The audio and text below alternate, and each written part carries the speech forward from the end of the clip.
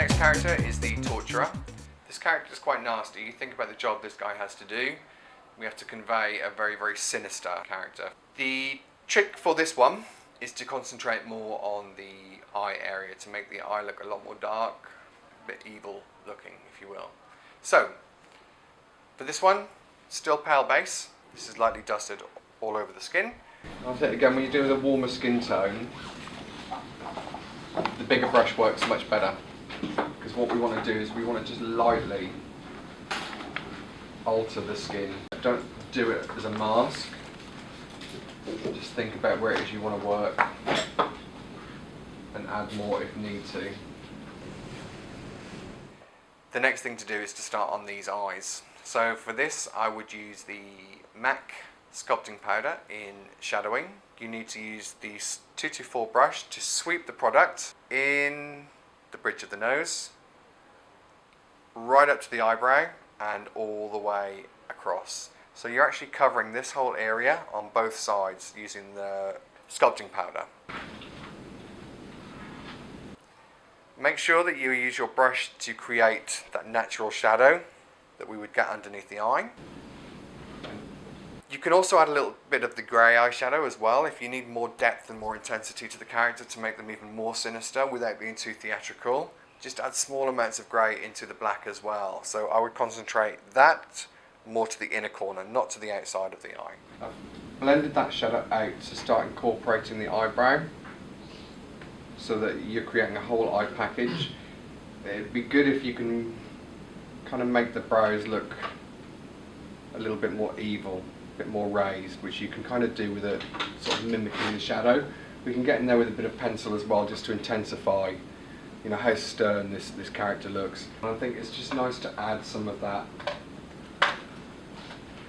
like a purple, more bruisedy tone into the eye with the brown, without adding too much more. Just a, you know, you don't want too much eyeshadow powder.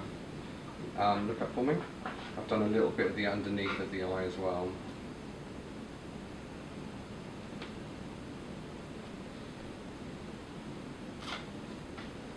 Just a little bit of the red pencil underneath the eye.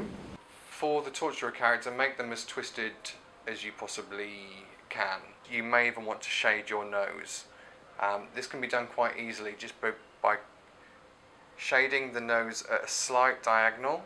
So just use the shadowy and a smaller brush, and you just think about how you want the nose to look. You know, if I wanted to twist that, I would maybe shade in a little bit. You can also make the nostrils look more flared by adding a little bit of the shadowy to the nostrils. For this one, I think the skin needs to look more mottled. This can be done by using a stippling sponge and by using the red and purple paint sticks to create a very mottled effect on the skin.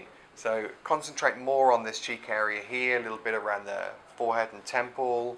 Ensure that you actually take some of that mottled stippling down onto the hands, arms and neck. M.A.C clear brow sets can be used to comb the eyebrows up. That's easily done by going against the actual natural grain of the way the hair grows and just leaving that product to set. If need be, the eyebrows can be made darker using a little bit of the grey or the brown eyeshadow. Another little trick is to add some of the shadowy powder just to pull the sides of the mouth down so the character looks a bit more menacing, a little bit more foreboding.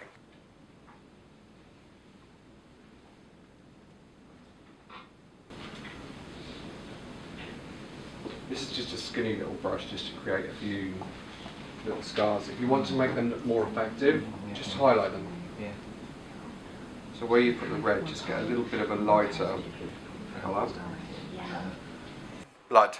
Make sure that the blood is concentrated more to the hands because of the tools you would have been using. You get some spray up, so by all means feel free to put a little bit of the same technique of flicking the nail brush or the toothbrush with the blood to concentrate more on the neck, so you've got these little splatters.